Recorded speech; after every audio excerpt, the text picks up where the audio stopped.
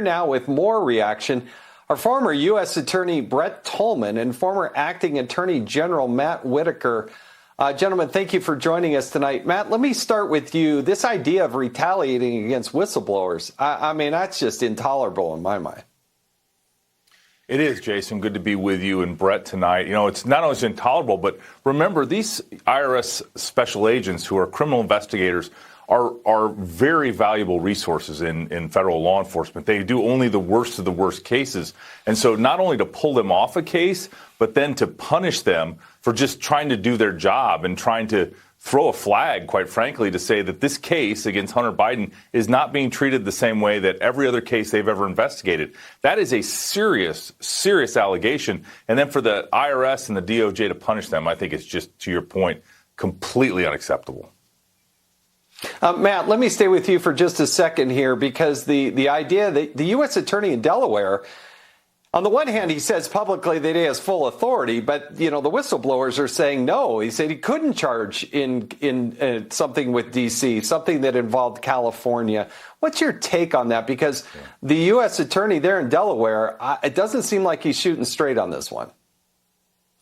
Yeah, the DOJ policy is that in order to bring a case in a district other than your own, you either need to be a special counsel, a special prosecutor with special designation, or the U.S. attorney in the other district has to cooperate with your case.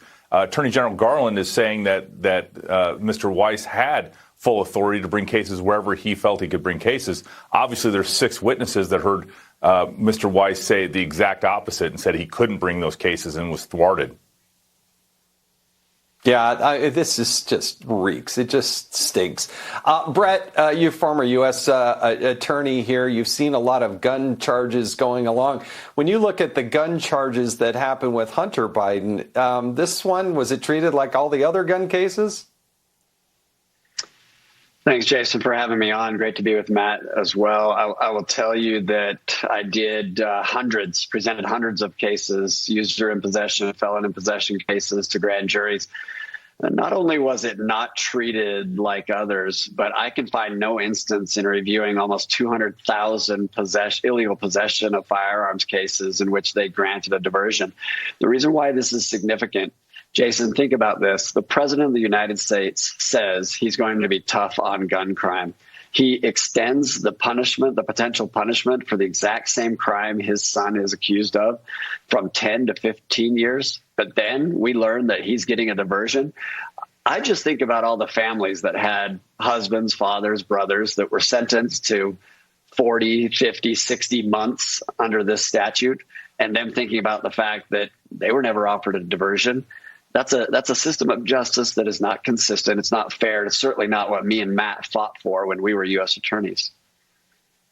Explain diversion. What does that mean? What's going to actually happen? Because in many people's minds, it means nothing. Yeah, well, I will tell you, I have no experience with diversion. Probably Matt doesn't either, because less than 1% of all cases in DOJ are ever resolved this way. It's in essence saying, we think you did the crime, but we're going to allow you to avoid going to prison, and we'll even wipe out the felony if you'll behave. So that's a diversion, and that's what they're offering to Hunter Biden, who we all know we've been viewed on that laptop. You tell me, is he someone that deserves that kind of second chance when nobody else has offered that? Matt, any other quick perspective there? Yeah. I want to follow on what Brett just said, which is, that when we were U.S. attorneys, if somebody came in with this type of case, which is serious tax charges coupled with a illegal gun possession charge, and asked for a diversion, we would quite frankly laugh them out of the office. And then on top of that, if you let the felonies then run and the statute of limitation run on the felonies for the tax charges, I think there is very likely we would have been accused of favoritism for that defendant, because you just don't do that. Yeah, really is stunning. Brett and Matt, thank you for joining us tonight.